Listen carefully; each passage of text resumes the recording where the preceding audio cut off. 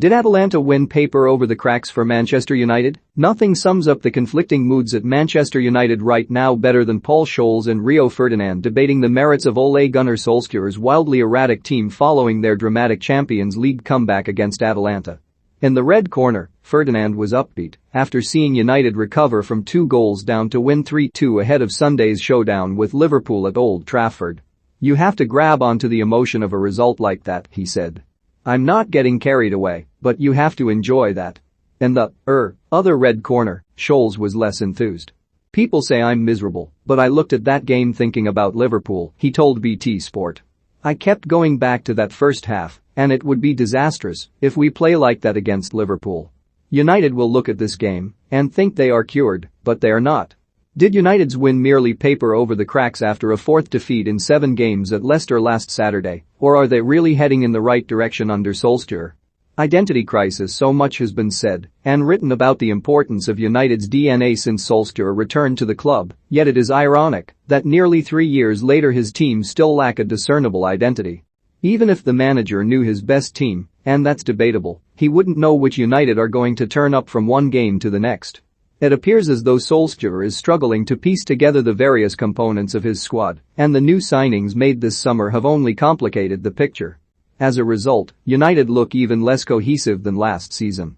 A team who aren't playing as a team. They were meant to be transitioning from a counter-attacking side into one capable of dominating games, but right now it is hard to identify a particular style or shape. Too often, United have had to rely on individual brilliance to get them out of a hole, and that will only take them so far. United are missing a bit of the overall tactics, Jesper Blomqvist, who won the Champions League alongside Solskjaer in 1999, said on Thursday.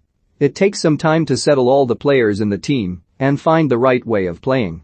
They have to find a pattern of play, a tactical way."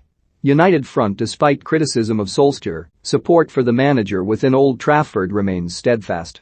No manager is bulletproof, but it would take a calamitous run for United to change course now.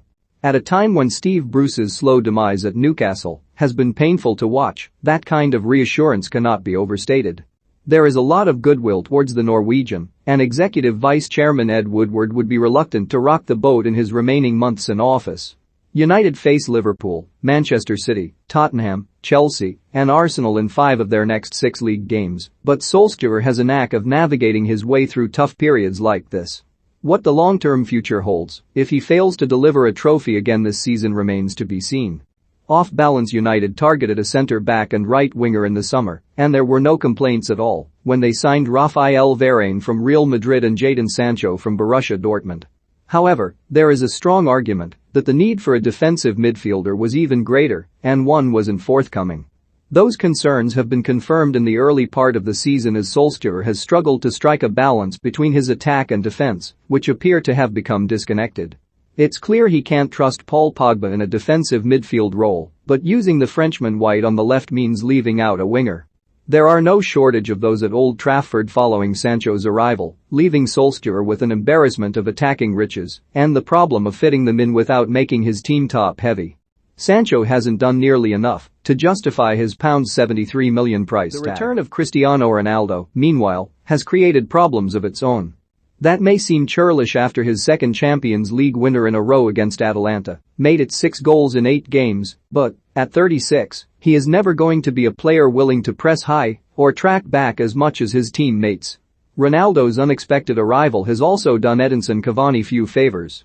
The Uruguay striker had to be persuaded to sign on for a second season at United, but has lost his number 7 shirt and his place in the team, starting just 1 game so far. Getting better. Even Solskjaer's harshest critics would not dispute that the club have made progress under him. A lot of the dead wood has been cleared out and better players brought in. The team and squad are stronger, even though United aren't yet the sum of their parts. Ronaldo's return has largely been a success and energized the club, despite the odds drop. David De Gea has re-established himself as the number 1 goalkeeper with a string of good performances. Luke Shaw has been playing his best football for United, and Marcus Rashford is ready to kick on after scoring 2 goals in as many games on his return from injury.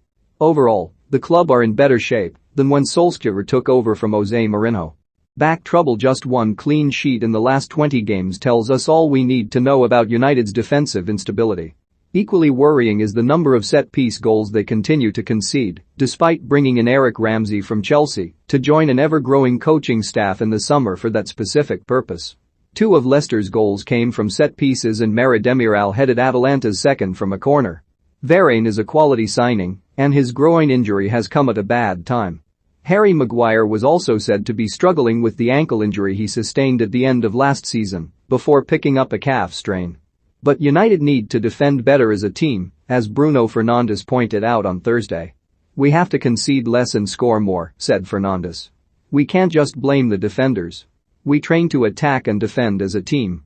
Individual mistakes happen, we have to just try to understand what is wrong and do it better." Slacking off part of that problem is United's failure to press opponents in the way Liverpool have done so successfully under Jurgen Klopp and City under Pep Guardiola. Only 3 teams, Norwich, Newcastle, and Brighton, have pressed less as a team than United this season, and it was shocking how easily Leicester passed through them. Solskjaer was all about hard work when he came into the job, but his players aren't putting enough pressure on opponents, raising concerns that he is being too soft on them. "If Pep and Klopp were in charge of this team, I think the front 4 would work a lot harder," said Sportsmail columnist Peter Crouch. "There's no way they would get away with it. I don't think Ole will upset players.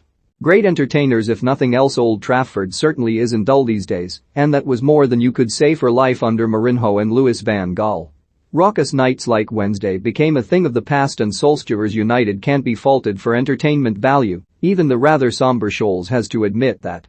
We watched boring Van Gaal and Mourinho teams, sending you to sleep," he said. "So to go from that to this is great."